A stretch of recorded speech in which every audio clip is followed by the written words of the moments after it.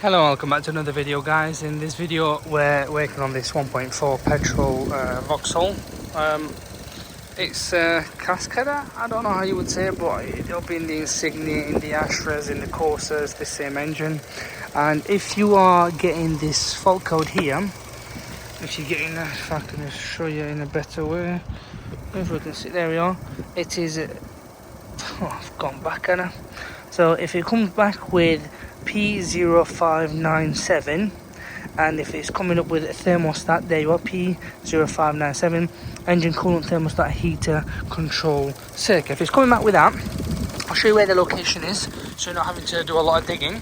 It's this here, if I can put my torch there, it's that right there. If I can point it out, I want to show everybody. You see, there it is, you see them new screws there?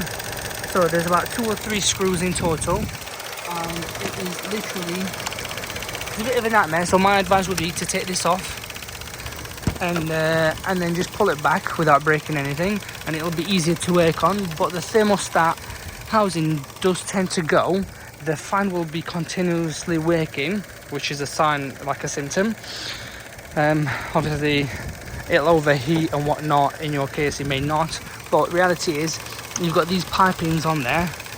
You'd remove them all, replace it with a new one, and I'm just trying to show you all so you can see. So there it is, guys. There's that sensor there, that bolt, and there's a bolt further up there, as you can see. You don't undo them, put the new one on, make sure the seal around it is, you know, solid, it's not going to leak, and just run the engine for a bit and just make sure there is no leak, and then go for a thorough drive and just keep an eye on the engine temperature and the coolant.